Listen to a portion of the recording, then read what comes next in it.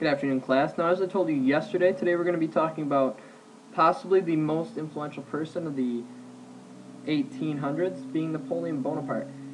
Napoleon Bonaparte was, as many of you know, the ruler of France in the early 1800s, and some of the things that he did changed the course of history, definitely, and shaped the world as we know it now. Now, young Napoleon was born August 15th, 1769, in Ajaccio, Corsica.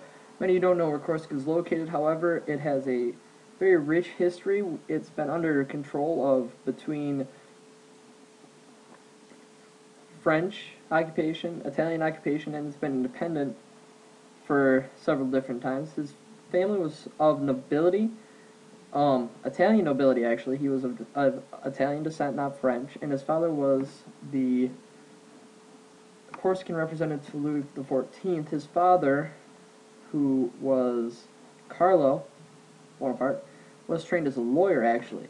Now, Napoleon, because of all these things, was accepted into École Militaire, which was the most prestigious military institute in all of France. It was located in Paris. So, Napoleon was seen to be very intelligent. However, he did not do that great in school, but he did great in things that he enjoyed, such as math, and that's one of the reasons that he was commissioned as a second lieutenant in the French army in the artillery upon his graduation. He rose quickly through the ranks because they worked on a merit-based system where he was rewarded for the work that he did. And this caused all his promotions. He was promoted to captain in 1792, 7 years after his graduation from military école in 1785. Now, pre-revolution France, the French Revolution didn't happen overnight. There were many underlying factors which caused the people to eventually rise up against the Bourbon monarchy, which had controlled France for well over 100 years, and this included between Louis XII, Louis XIII, Louis XIV, who was the Sun King who built Versailles. He was a very absolutist king and took most of the power away from the people's hands, to Louis XVI, who would be Louis XIV's grandson, who was the king in charge of France when the revolutionary drums started beating, are in the late 1780s.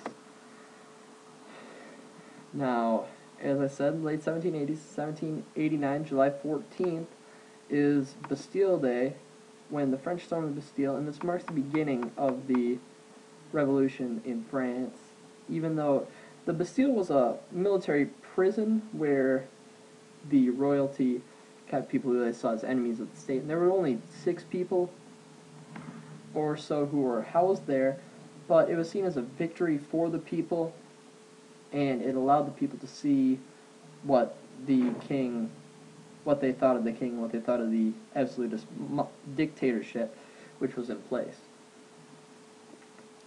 Now, after this, the people rose up and they went to Versailles, which was outside of Paris, and it was actually a very pivotal part when they took King Louis XVI and moved from Versailles back into Paris by the people, and this was very influential because it put the king back under the microscope of the people and let him know, obviously how serious the people were about all this different stuff which was going on and ruining their country. Now, the king and his family attempted to flee to Austria, and they were found at the Prussian border. This is because the king's wife, Marie Antoinette, was of Austrian background, and she attempted to get the family out of there. And after this was kind of the last straw for the people, and they eventually tried him, and they, on January 21st, 1793, guillotined King Louis XVI. This sparked the Red Terror, where it was a time of mayhem in France when there were many nobility and other people of that nature who were, they weren't necessarily killed, but the peasants who lived throughout the rural France would go to the nobility and they would raid their house and they would burn their possessions and burn their documents, burn their money, steal their money, burn things of wealth, and that was just a way of bringing them down to the level of the people, which they claimed that they represented, which they did not obviously do.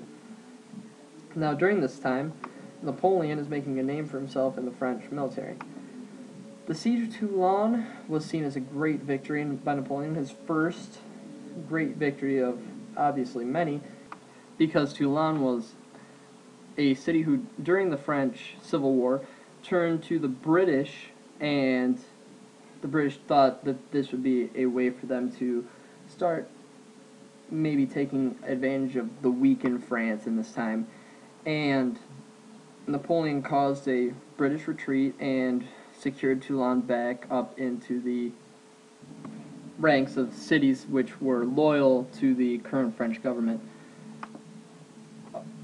Now, Napoleon did not think that their navy was strong enough to go toe-to-toe with the British, so the way that they attempted to attack the British was by going and trying to cut off the British trade routes, which went through Egypt, and hurting their trade with India that way. This was a very extensive campaign, and however, it did not end up working the way that they hoped and expected it would, and eventually the troops and everything just got so strung up that they pulled out of Egypt and went back to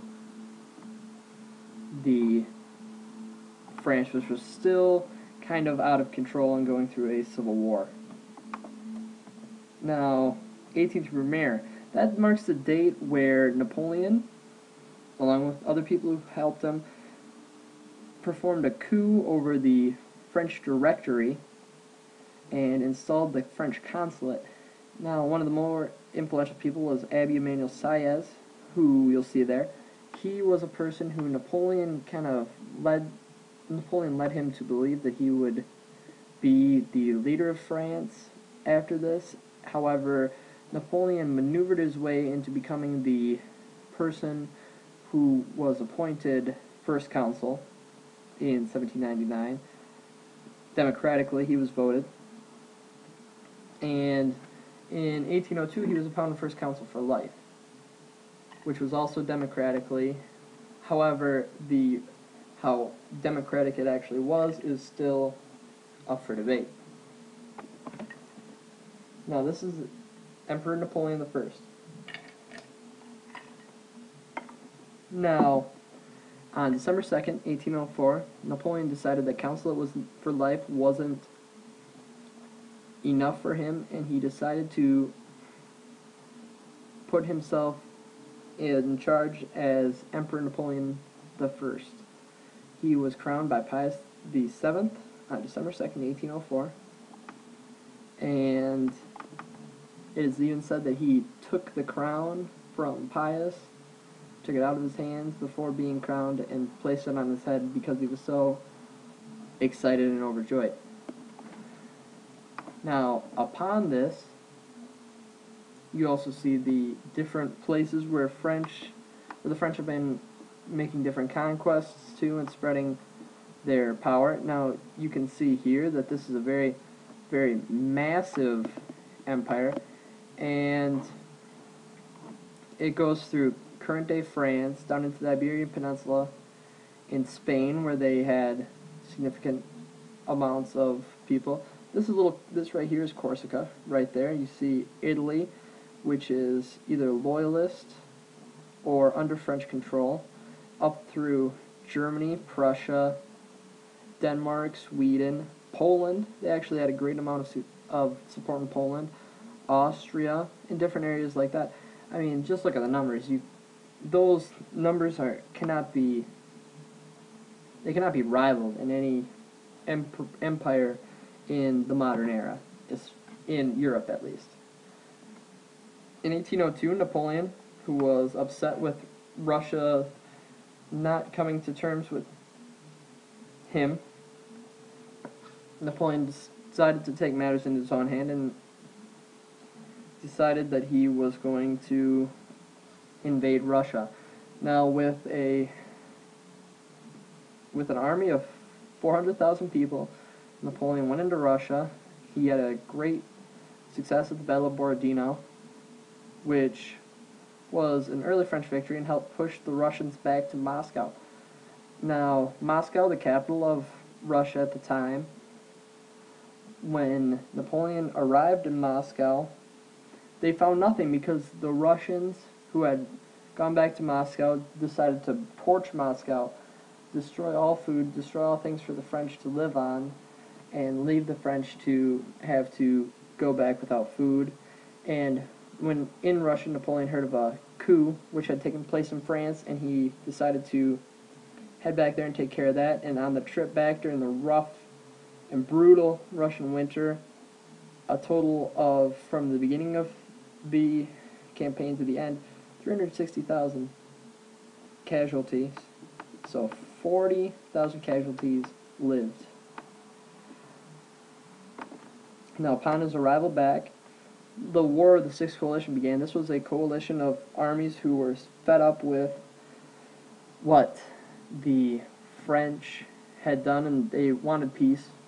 And so that they met Napoleon on the field of battle in Leipzig, which was the greatest defeat which Napoleon ever withstood, except for possibly Waterloo.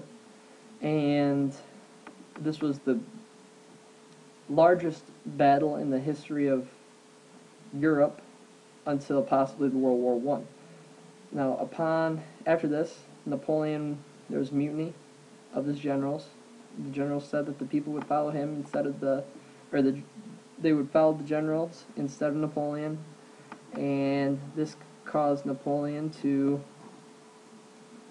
give up, and in the Treaty of Fontainebleau, he was exiled to Elba, which is an island in the Mediterranean Sea, and in Elba, Napoleon built a personal army, and he returned to the mainland. Now, the French army, who heard that Napoleon was coming back, was turned, and found Napoleon upon hearing him say, when they were within gunshot range, Napoleon got off his horse and exclaimed, "Here I am, kill your emperor if you wish." They turned, they followed him. He started gaining troops and troops and troops.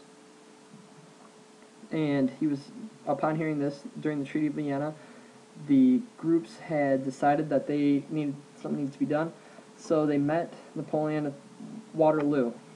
Now here you see an artist's depiction of Waterloo. Combined British and Prussian forces defeated the French in a now Belgian town called Waterloo. Napoleon surrendered to the British and ended up being exiled off to St. Helena. This is the reason why there's a saying, their last Waterloo. This was the last hurrah for Napoleon. After this, he was exiled to St. Helena. And this is an island which is in the middle of nowhere, 2,000 kilometers from any major landmass. He was moved in December of 1815, and this is where he lived until his death on May 6, 1821. It's believed that he died of stomach cancer. However, there's many conspiracies that he was poisoned. He had a large arsenic content in his blood. Now, he left many things as a legacy. I mean, metric system. He instituted the metric system. He emancipated the Jews. His Napoleonic Code, wherever it was placed, it ended slavery and serfdom in many places. His remains ended up being returned to France in 1840 because of Louis Philippe I obtained the remains, and he's entombed in the sarcophagus in Les Invalides. And this is a quote by Napoleon and a picture of a statue of him, and it says, "A revolution can be neither made nor stopped. The only thing that can be done is for several of its children to give it a direction by dint of victories." Thanks again for paying attention.